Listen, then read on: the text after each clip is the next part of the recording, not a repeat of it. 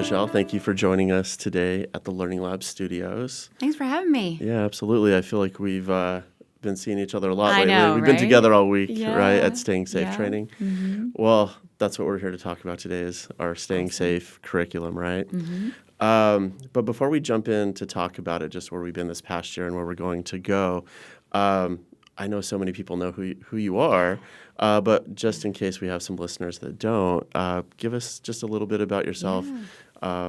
What's made you such a fierce advocate for school safety and that journey and being that stakeholder? Yeah. So I'm a school person, lifelong, right? Obviously, student background, and then growing up in a family of educators.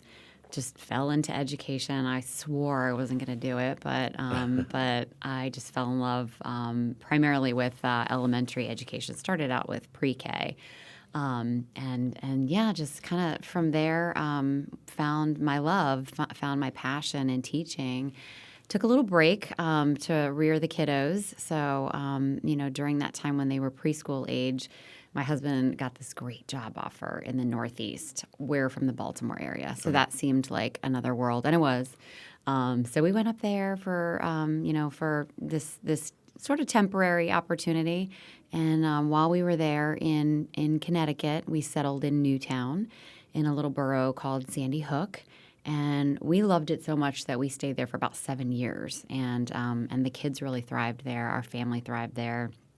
I kind of put my whole education career on the side burner, and then tragedy struck our community, and when that happened, we lost our youngest daughter, Josephine. She was a first grader at Sandy Hook School, and so as you might imagine, our lives went another way. All of our plans as a family and career wise and all of that, were kind of turned upside down.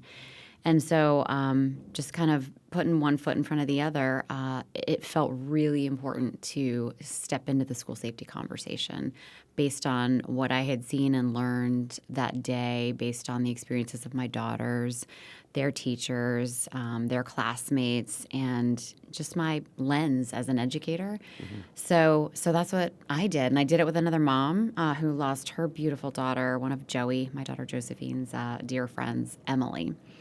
And the two of us just felt really strongly that that's what our little girls would want us to champion on their behalf, just to make sure that the place they loved more than anything in the world, school, was safe and sound for everybody. So that led us to found Safe and Sound. And our mission is to help school communities with crisis prevention, response, and recovery by sourcing the best of the best, and wherever we can't find it, fill those gaps that we find, and staying safe is one of those gaps. So kind of brings us to you. Yeah, thank you for sharing that. You are such a big voice and a fierce voice that we love partnering with you guys in Safe and Sound Schools. So yeah, we love working with you guys. Yeah, it's been a good fiscal year with all the trainings that we've done around all the ESCs. Yeah. So let's talk a little bit at just how staying safe came to be. And I know you and I joke about this, like at the beginning of the training, of when did we really start this conversation? Has it been a year and a half, 2 years? Who knows? And just time's flying by, right? So I'll say a year and a half, 2 years ago.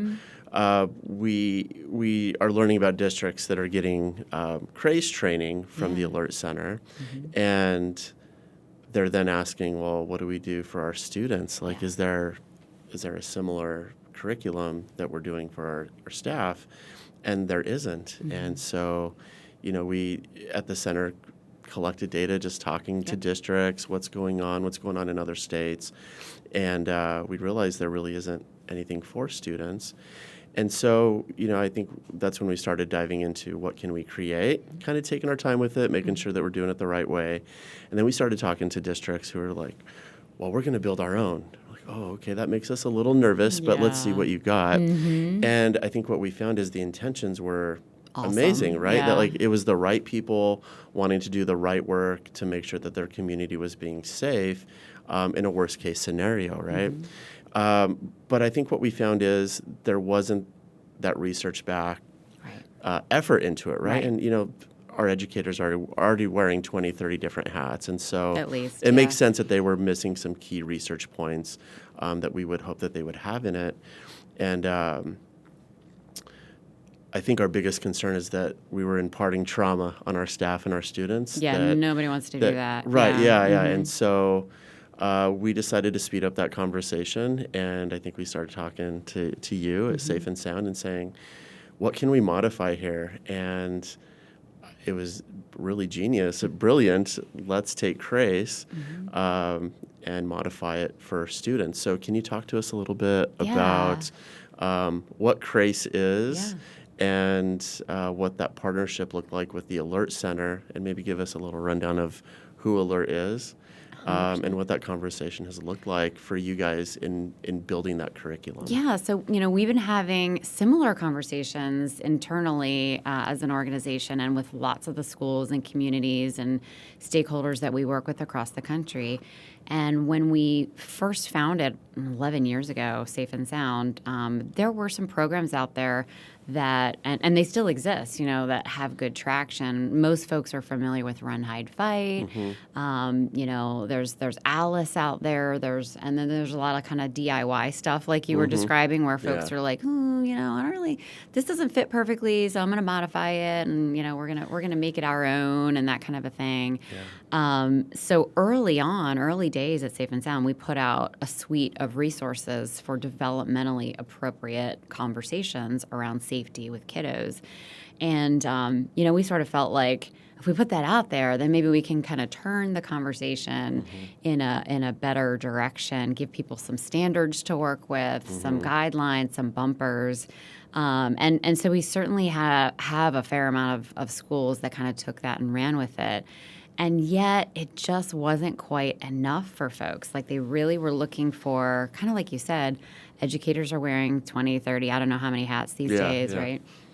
So could you just give me something that's like plug and play, so I don't have to come up with lesson plans and those types of things. Can you put it all in a package for me? And so that had been kind of a goal for us. And then we were having conversations with other school safety centers as well that were, wanting to do that. So there's definitely that appetite. We knew that was something we needed to do. And then, the pandemic hit. And we all just kind of retreated to our hovels and did our best to get through it. Right. And then kind of as we were coming out of it, that's when our conversations started, and it all just fell into place so beautifully. The collaboration's been amazing.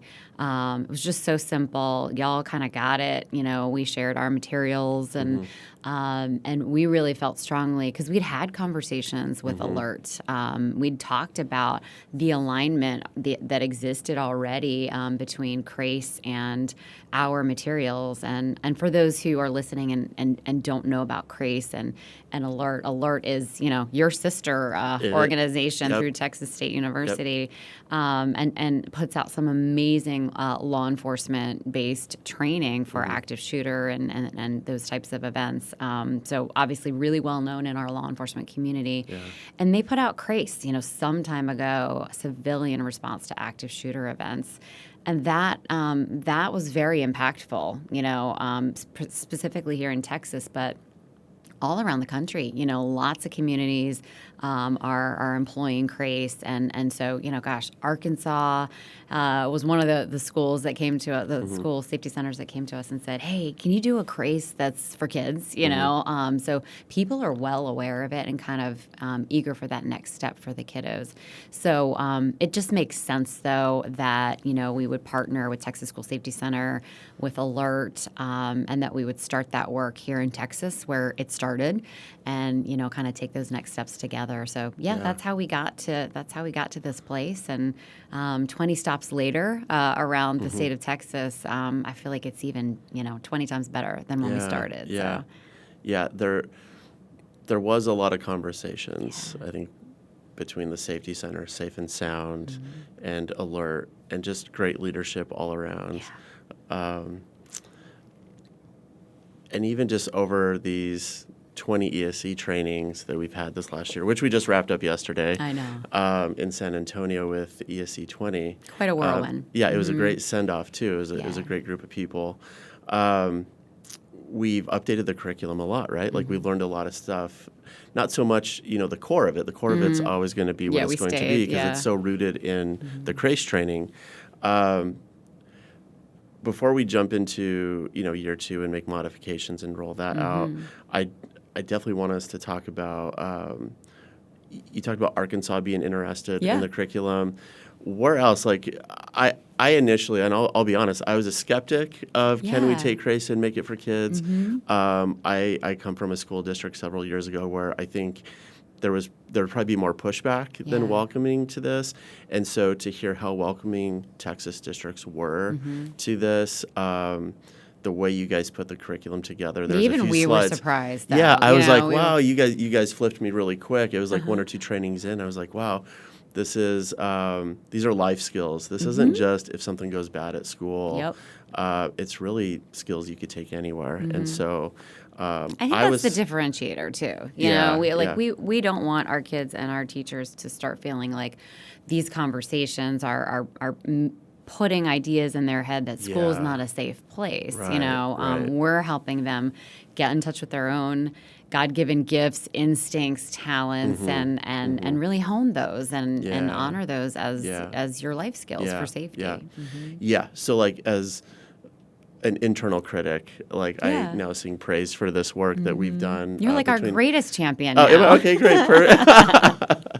But what does that look like on the national level? So, like I said, you noted that Arkansas was interested. Sure. Are you hearing from other states that are, maybe running with making their own modifications, trying to onboard what you have done so well with the ALERRT Center?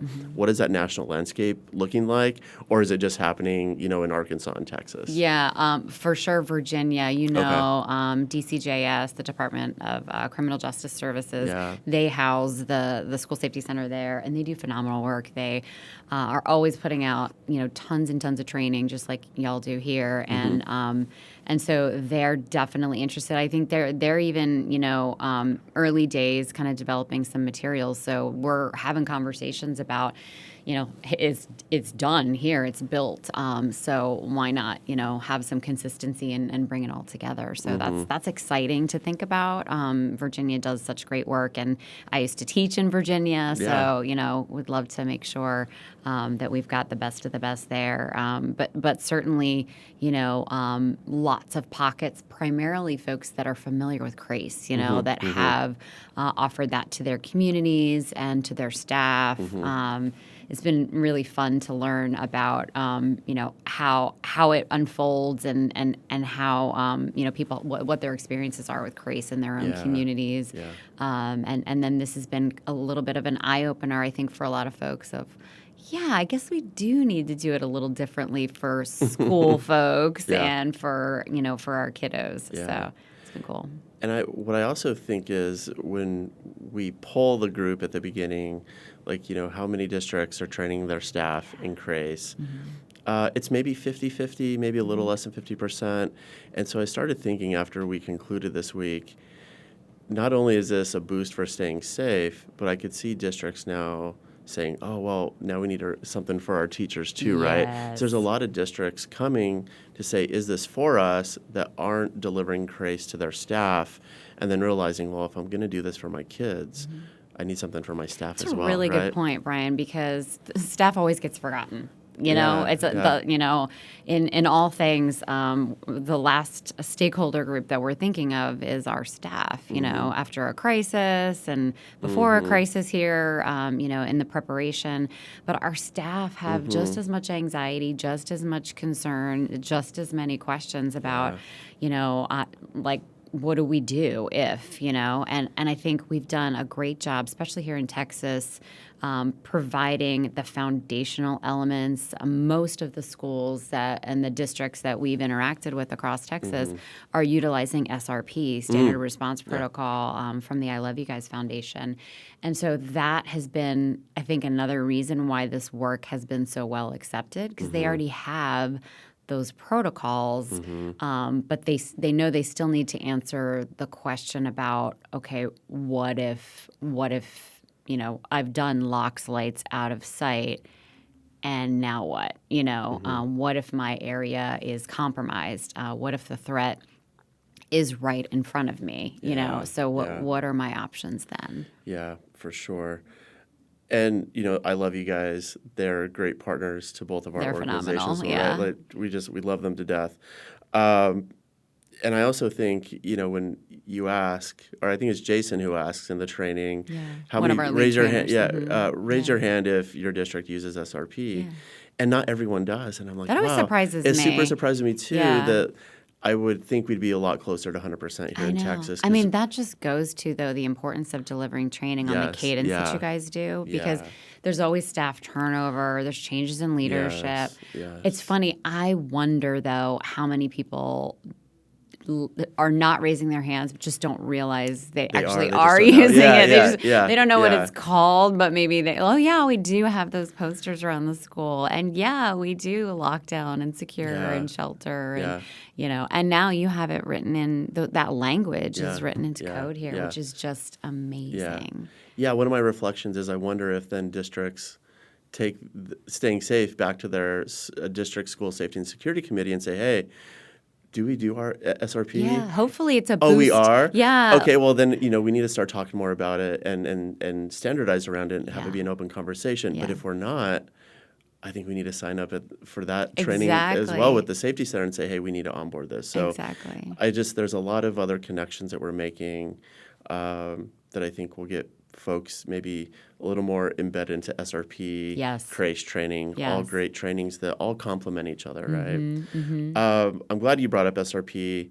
This is my next question that I'm wondering about is, and we both know how we feel about this, but I want to talk about it, is we have districts, one of their biggest concerns is, this sounds like we're just getting rid of SRP and replacing it with staying safe. Oh, no. And we know that's not the Right. case. It's definitely just a messaging thing, right, and talking through it.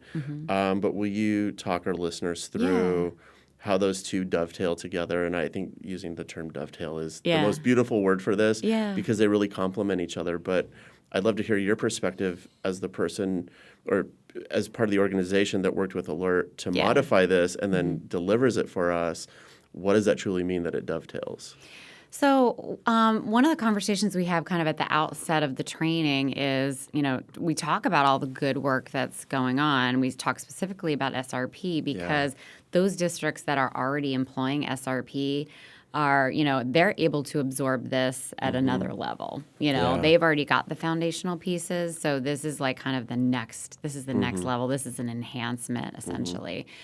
So we kind of have this conversation, though, about SRP. It stands for, Standard Response Protocols. These are protocols. Yeah. And those protocols are at the heart of so much of our safety planning, of our drills, all things operations and emergency management.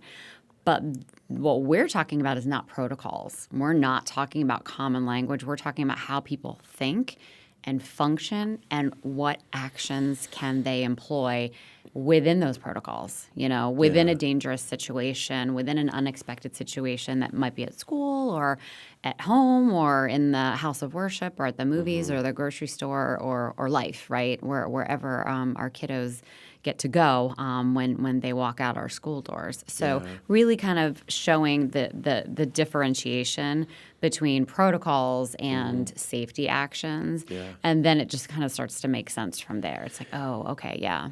Yeah. And not that I want to get too deep into it, but SRP really is that like rote muscle memory.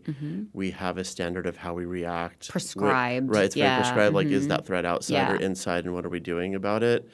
And not that there's not critical thinking involved there, but we want to take critical thinking out of it so that we're doing these basic actions, lights out, locking the door, get out of sight.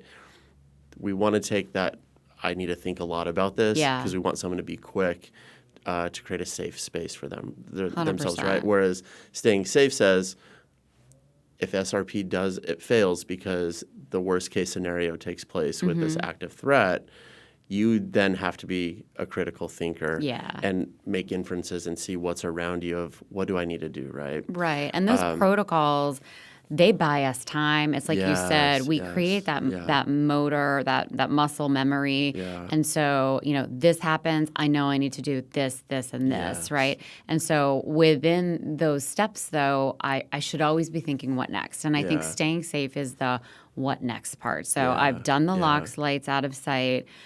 And now I have bought myself some time to think about, okay, what could I do if this room was breached for any reason? It's unlikely that would be the case, but unfortunately, sometimes there's not even time. Like in our case at Sandy Hook School, in the classrooms that were attacked, there wasn't time to even employ those protocols that we practiced. So we have to answer the questions of what will we give students and staff for those rare occurrences. And what I love about our conversation during the training is, and I brought this up a couple times, is SRP is so beautiful because part of that, when we believe that threat is inside, we're locking our doors. Yes. And our historical data on active threats, active shooters tells us if you're locking that door, you're almost at 100% sure that door is not going to be breached. That's a beautiful data point, right? It is, so, and it's a manageable skill and job, right? Exactly, right. As long as we think about it, as long as we think about how the door functions, practicing and it, practice it, make sure we will literally have the ability under stress to be able to do that. And we also have to think too about, is there a side light next to the door? Is there a window in the door? Anything that would enable somebody to be able to unlock it? But the lock itself is solid, Those are very, very hard to compromise. It puts staying safe for me in perspective because it is a worst case scenario conversation, right? And that is what makes it a very hard conversation to have. And I think initially that's why I was skeptical of can we have this conversation with kids? Because we're talking worst case scenario. But when you bring in SRP into the conversation to say, well, there really is this practice that we want to take critical thinking out of, lock the door, lights out, get out of sight, and knowing the data behind that locked door, then we realize staying safe is for that very minute, low percentage chance that there is something really bad that I have to then contend with of whether I'm trying to get away, hide, or disrupt or defend, right, that active threat. So, again.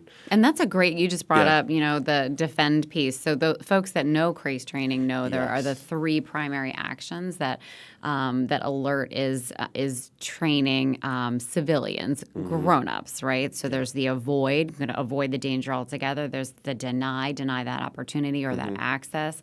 And then there's defend, that last resort, that worst case scenario to defend yourself. And so that, as an educator, an elementary educator and a former early educator, that, a lot of us are like, ooh, I don't know about the defend part, for so many reasons. Probably the chief among them is the fact that we're talking about little people, not completely developed brains. We're talking about civilian teachers, many of them, my stature. I'm not very tall, if you can't tell. So what are the practicalities behind something like defend? And if we're going to offer defend in a school setting, then are we going to give people the skills for that? We're not. We can't, right? That's not our role as the school community or the school setting. However, lots of people do have those skills, on their own that they have developed, and it is their right to use them. So we didn't want to take defend away, but we wanted to create a term that was more inclusive, that would allow somebody like me, I'll be honest, defend. I'm like, I'm out. I'll kick and scream if I have to, if a threat is upon me, hopefully. But how effective am I going to be? Sure. So a lot of people, I think, like me, would think defend is just not an option for me. I've got the avoid or the deny, but defend is not. When we make a larger umbrella, though, and consider it disrupt, now there's a whole lot more I can do, like the kick or the scream or throw something. Whatever is around me environmentally is fair game, right? I can do whatever I need to cause a disruption to get myself to a safer position, and then it becomes like, oh yeah, kids can do that. We've Yeah. seen kids do that. Yeah. So that is an option that can be on the table Yeah. if they feel comfortable with Yeah. it. And we talk about that defend, disrupt, because when we look at past active threats, active shooter events, there is this freeze that takes place for folks, and almost even like a complacency or a compliance with that person who is the threat. And Who's maybe armed or Exactly, is an yeah. adult, for Right. a child. Right. An adult is Yeah. somebody you have to listen to, Yeah. and if they have a gun or a knife or something, that's going to make me listen to them even a little bit more. Yeah, there's that power Yes. imbalance that, well, I need to listen to this person. Well, this person may want to harm you or kill you, right? So disrupting, defending is a consideration that we need to take, right? And if it comes down to personal choice, right? Like at the end, we don't want to say you have to defend yourself. And I think that's where we build in disrupt to say there's several options. It's not Lots. just defend, right? Yeah, lots. And I love that we open ourselves up to the hard conversation in the training. I know both of us have had really hard conversations with folks, and I love that we have participants that feel safe enough to say, this doesn't jive. Yeah. Like, I was CRASE trained. It Yeah. says defend. It's gotta be saying disrupt. defend. Yeah. And we usually hear that from our school-based law enforcement, our police chiefs in the crowd. And I love that they ask that. But you're right. Like there It's a good is a question. difference here. Yeah. We're really talking about adults, fully functioning brains that have developed, all the way down to children. And so there is a need for us to consider that nuanced layer of high school brains, middle school brains, elementary brains. And there's right? that body of work. You talked about the Yeah. importance of it being research informed. Yeah. So we spent that time, Yeah, right? And yeah, we dug yeah. into the research. We leaned on a lot of resources from the National Mm-hmm. Association of School Psychologists, primarily one that we got had the honor of creating with them, and the National Association of School Resource Officers best practices in active assailant drills and armed assailant drills. So there is a lot of research actually Yeah, now, yeah. unfortunately. But when I stepped into this work, there wasn't really at the time, and so I think that's when you have people going, oh, we need something, and there's nothing, so we're going to have to create something with the best of intentions. But we know better now, I think, 11 years later. We know how to do this better. I think we know we don't want to train kids like adults. We don't want to train staff like law enforcement. That's not going to work. We've seen people shut down. Right. And that's the last thing we want to do. Yeah. So focusing on the behaviors, the empowering actions, rather than, scary thoughts or images, just, focusing on your own power. Yeah. You have this slide in the presentation, and I giggle inside a little bit because it's kind of a long slide. You're introducing all the people that are on your team. And I think it shows just great leadership from you that there's you have a superintendent that's on your team. You have law enforcement. You have someone from mental health. You have a teacher, a principal. You have really brought in all the voices that are impacted stakeholders. And of course, you all are parents, so you have kids, right? That's that other layer that. Yeah, we should add on that slide, because a lot of kids informed this, really. I talked to my own kids about what they wanted in that moment, what their instincts were, and when it was time to go back to school after the tragedy, as traumatized as they were, and in the middle of, grief and just literally shell shock. What was it that made you feel like you could go back to school? And it was, well, I needed to know that my classroom could be secured. I needed to know that a danger could be kept out. I needed to know my ways out to get, to safety if I have to. And I also wanted to know where I could hide out, be out of sight. So if you think about it, those are the three primary choices that we laid out for the pre-K through 5: get out, keep out, and hide out. So we adapted that avoid, deny, disrupt that we offered to school staff, middle schoolers, and high schoolers, and created something a bit more age appropriate for our littles. There's, and pardon the pun here, I think there's something disruptive about staying safe. Right, it is. There's this part that I love towards the end of the day where you talk about mapping out the school with the kids. And I start thinking about my days as a principal. We would fire drill on our primary and secondary exits from the classroom, from the building. But that is that rote memorization, right? And so what if the primary and secondary aren't there?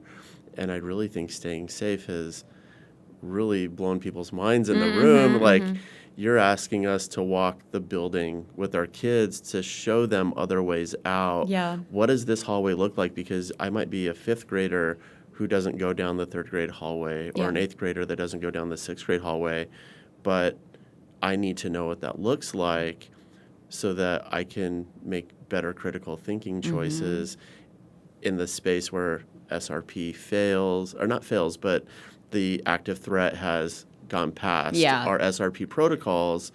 Or even before, right? Or even before, yes. Right, like we're not right. able to implement Yeah. SRP, right? And I don't want a staff member or a student to not make a solid choice simply for the fact that I just never walked down that hallway. I don't know what's over there. Or I didn't know there was a bathroom over there. Or Yeah. I didn't really know what the cafeteria looked like. Right. Right. And I so, never knew there was a door out through the Like, teacher's lounge, because I'm not allowed in the teacher's lounge. Exactly. you know? And so I think we get stuck as educators in this mindset of like, this is the adult space. You can't go in here. Like, this bathroom is for the secondary kids.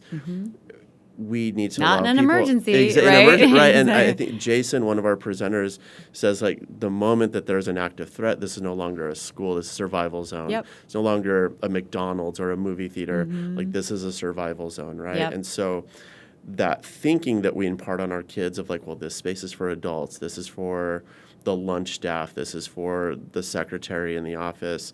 Those might be the safest places to hide, to get out a window, to get out a door, to create safety when all your other actions have not proven safe for you, right? Yeah, So, when you're out of options. yeah, it seems like you're going to walk into a very straightforward curriculum, and then there's just a lot of mind-blowing thoughts of Thinking. like, wow, like wait we a do minute. need to really build in time for kids to know where places are in the building, right? Explore, right? Yeah, literally. I Yeah. talk about like they're walking their pathways to safety. They're also literally creating neural pathways in their mind. Yes. And once those pathways are there, they're there, and I don't really have to think about them. I can pull from that if I need it. I think it allows us to see kids and students as human beings, not just kids, Yeah. right? Because understanding the layout of your school isn't about being an adult or a kid. It's about being a human that may need to make decisions just about where safety is for them, right? 100%. So let's talk curriculum adoption. I think just the current state of affairs in our society, curriculum could be a hot topic for a school district and a school board. Especially if it's new. Especially if it's new. Yeah. What is this? Yeah. What new thing are you going to ram down my Yeah. kid's throat? Or Yeah, what are you trying to sneak in? What's the theme? What's the topic? What are the standards? Who's creating this? Who's it for? Is there an agenda? What's the importance of including your staff on giving feedback, your parents? I would just love to hear your perspective as a former educator, a parent, safety leader. I know how I see it as a principal. I'm a little skewed here because of that. So I'd love to hear, like, what does it look like? What do you want staying safe? How do you want it to be rolled out to your staff and your parents? Yeah, so I wanted to start with the staff. Okay. I want our staff to feel comfortable and empowered. I want to be able to answer the hard questions for staff, and I want them to know that this is well considered and and researched, and we're putting forth what we believe are the most manageable, physically and psychologically manageable options for staff, for people who love their kids. And I think that's something that's a little difficult sometimes for our public safety professionals to realize, is that yes, our staff, they're civilians, but it's more than that, because there's something familial about the work of educator and student. Like it's school becomes kind of a family, and so we're very emotionally attached to the kiddos in our building. We take it very seriously that we're in charge of their care for the day, and so that adds another layer of complexity to maybe already existing anxieties that staff have about their own safety. They want to be able to keep their kids, their students safe. So starting with the staff and really taking the time that is necessary to make sure everybody feels comfortable and everybody knows their options and understands this sort of disruptive idea of let's actually let the kids know what it looks like in the teacher's lounge or behind the secretary's desk or back in the kitchen or whatever. Of course, those are still going to be off limits during the normal school day. Right. But we need them to know and be familiar with that. So we'll start with staff. Take the time that we need, and we'll find that some staff members are like, oh, I get it, I'm on board right away. And we'll find that some staff members, maybe because of their own trauma experiences, maybe because they were a part of an active shooter event at a school. The reality is, unfortunately, with so many people that have been trauma impacted by these events, think about our staff, and this as a school leader.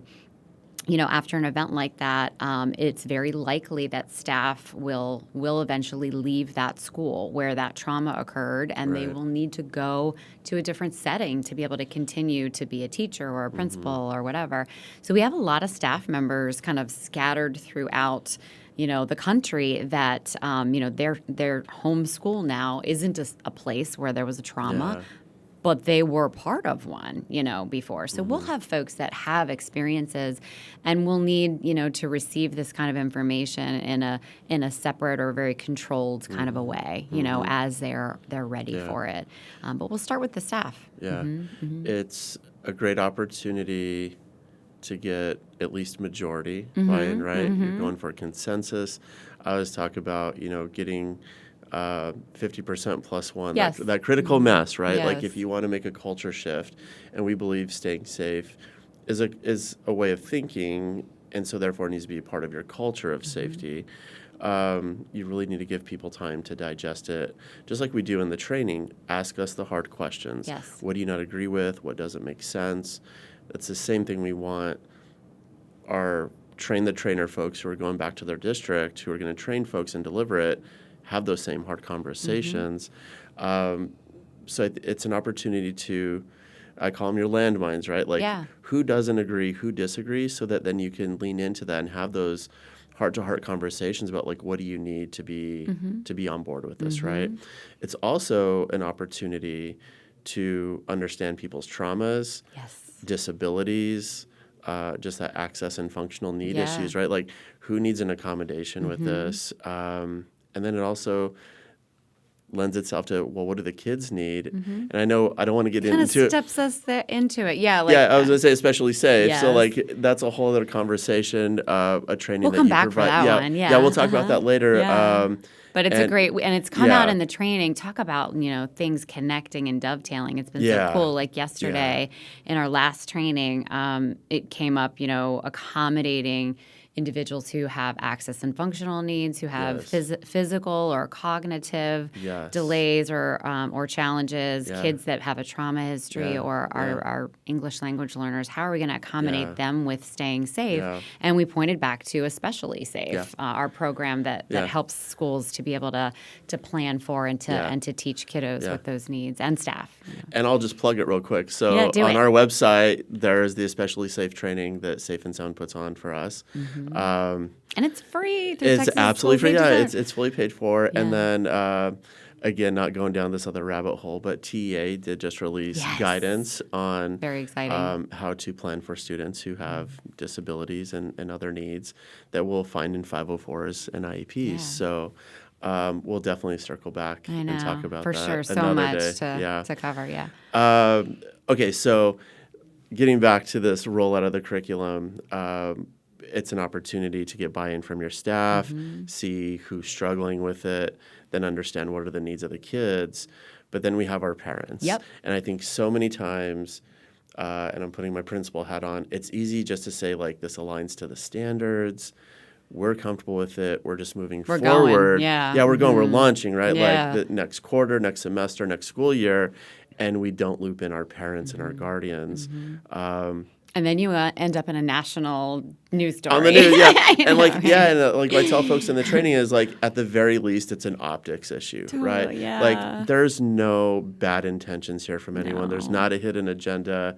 But if you don't share it, someone always runs with it. And it becomes an optics thing where you then have to defend yourself instead of collaborate with your community on how do we roll this out together. And the beauty is, once parents take a look at this, so interesting. We had yesterday also in one of the trainings, one of our schools stood up and said, we're doing this. And it kind of took me by surprise because I was like, wait a minute, we're not even done with the training yet, And they were like, well, we attended the webinars, we got the information, we got all of the materials from Texas School Safety Center ahead of time, so we had a chance to review this. It makes complete sense to us. So we brought it to our community. We brought it to our board. So they had done all of this, like, I guess, while we've been training across the state. And so they went through that process and got that buy-in from everybody. It made sense to their community, and everybody has that transparency's there, so everybody's on board, and then the parents become part of it, right? Just like we did with fire safety, decades upon decades ago, and we continue to do. Kids bring those conversations back to the home, and parents support those conversations and share in that journey and learning, and that's a beautiful thing. Yeah, it is a beautiful thing, and I think in year 2 we're going to see more of those conversations happen. It hasn't happened a whole lot in our past 20 trainings, but we did hear it yesterday, like you said. It's like, this is a conversation you can take home. Like, whoa, yes, because remember, it's life this isn't safety. about it's a life skill, right? Like this could be even something that you use at home in your neighborhood. So, it was amazing to see a district who's already done the legwork of what we're preaching, like include everyone in on this, be fully transparent, because you will have some pushback, and you don't want those people to be pushback folks. You want them to buy in and collaborate because safety is a shared responsibility. 100%. Right? We say it to almost a cliche level, but it's true. Like we need everyone a part of this, right? So we talked about staff. We talked about parents. Who's next? That's our kiddos, right? Yeah, our kids. So let's just talk about timeline. And I think that's where this conversation naturally goes in the training is we've talked about who are all the stakeholders that we need to be transparent with. We have some districts that are like, hey, love to start this in the next 9 weeks, which is in 3 weeks. We have other folks like, well, maybe in 5 years. Like, well, maybe there's a middle ground there that we can find. Right. What is your take as a parent, safety leader, former educator? What's like a solid timeline for a district? I love what came out in one of our trainings because you hear the whole gamut. Like, oh, we've already CRASE trained our staff, so that part's done. So now we're ready to move forward, and that's legit. That's an accelerated timeline, But one of our SROs said in one of the trainings, there doesn't have to be a set timeline. Let's just get started. We'll start with our staff, and we'll be there as long as we need to be. Yeah, I like that. And then we'll move on to our parents, and we'll be there as long as we need to be until it feels right for our community, and then we'll step into the students. And I was like, what she said. I know. At that moment, it was like such sage advice. I was like, oh, man, like, he said it way better than I've said it in the last 20 trainings. I've always, and I guess it's the principal hat of like, okay, what's our timeline, right? Like, I need to chunk this out and plan. And then I was like, wow, like. But I think from that perspective, that's valid. You have to have some kind of like in your head. It's probably going to be like the quickest I would say is like 1 year probably. Yeah, totally. 1 year to 3 years maybe. Yeah. And then there's also opportunity too with your student rollout to phase that as well. What if you just wanted to like pilot, at one school and kind of see how it goes and make adjustments as you need to, or what if you want, like some of the schools that we worked with through the course of this training, we're talking about just, let's start at the elementary, and then we'll grow this with the kids as they progress, and then we'll move to middle, then we'll move to high. So there's just it just is as unique, your approach is as unique as your community is. It has to be. Yeah, I think if you choose to onboard it and you have that full transparency there and you build in that time for people to vet it, ask their hard questions, and collaborate and build that critical mass, you do that, there's really no wrong way on how you decide to slice it up and consume it, right?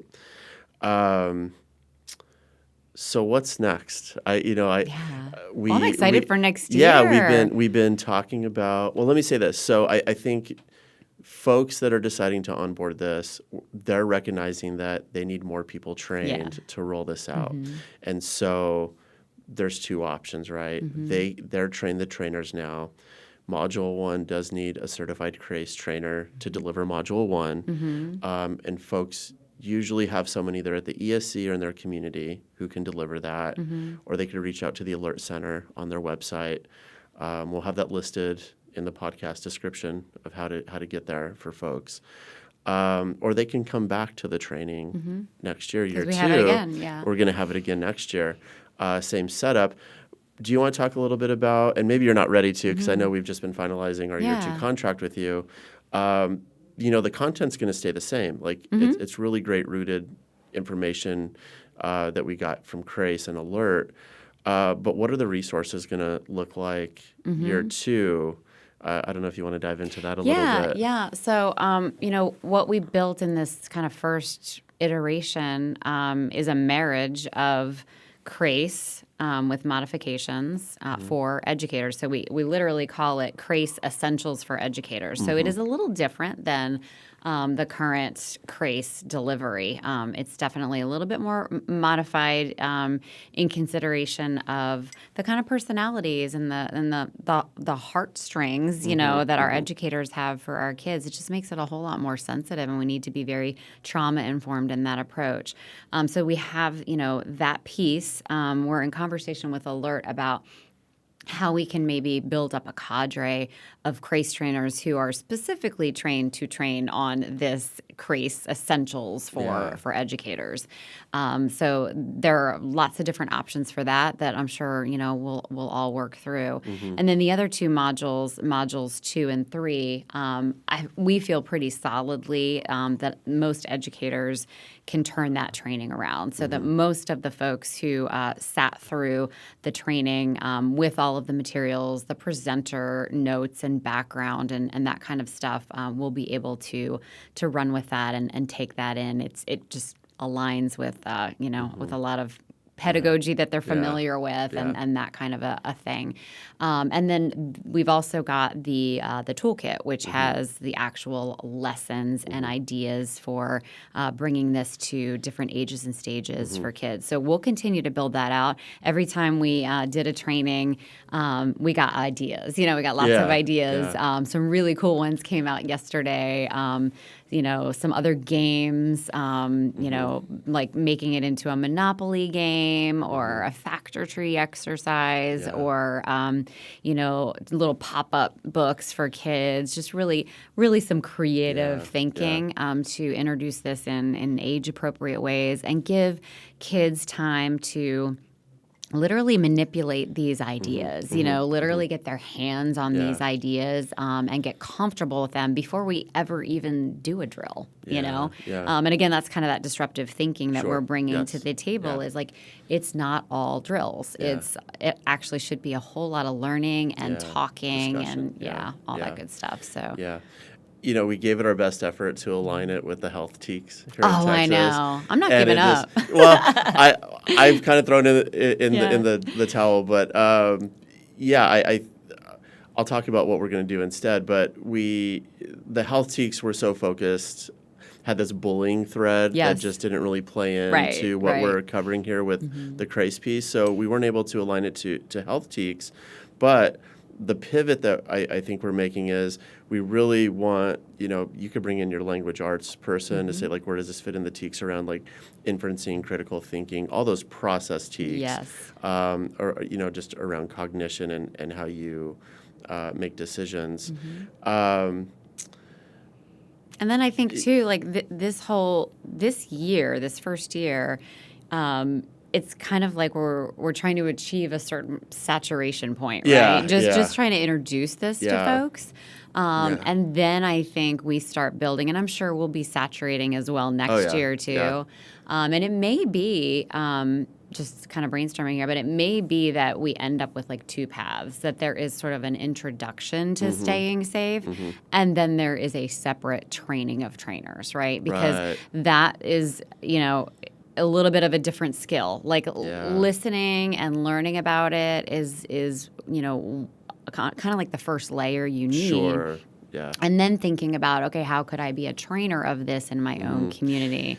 And that takes that team, right? We need that whole team. We can't just be sending like the lone SRO to come in and expect that person after sitting in one day's worth of training to be able to go back and champion this in their community. Yeah, the folks that are showing up to the training are your bigger systems thinkers, right? There is a layer here that if you do bring it back, you really need like your instructional coaches, your grade level leads, because it's really going to be your grade level teams. Maybe it's broken out into content, like if there's something for language arts, you're going to have those teams weave it into what they do for their lesson time.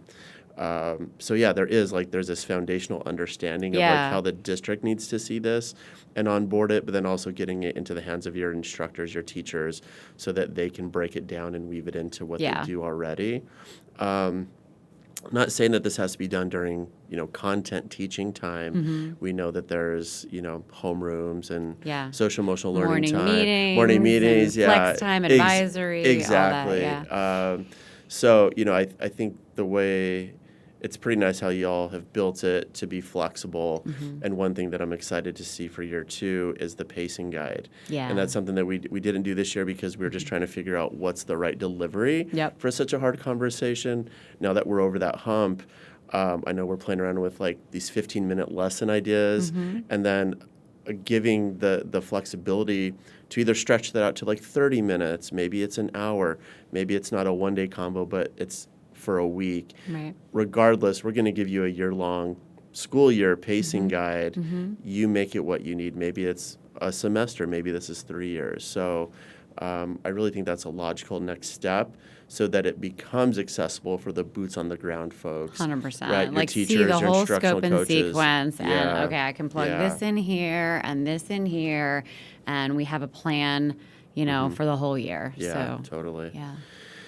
Well, I think we're at the end of our conversation here. This is a great summation because we just ended yesterday. It was our last training. It was very bittersweet. We fell into planning it this way, doing the podcasts, but it's kind of perfect. Yeah, it is. Yeah. Put a bow on it. Yeah. Is there anything you want to add that I might have missed? Really excited to come back for another round. It's been really cool to get so much excitement from the ISDs and folks reaching back out and saying, hey, we actually love this so much. We don't want to wait for round 2. We want you to come right to us and work, in a hands-on way with us to make it work for our community. So that, I don't know, it's just... It was unexpected how well it would be received by folks. But I just think that's testament to the amazing work that's happening in Texas and the leadership we have here and, all the good things. So. Well, thank you for being here, Michele. Thank you. You're such a national figure that we're just in awe that we could have you here at the Learning Lab and collaborate with us. And we're excited for year 2. Yeah, us too. Well, thank you. See you soon. Yeah, bye.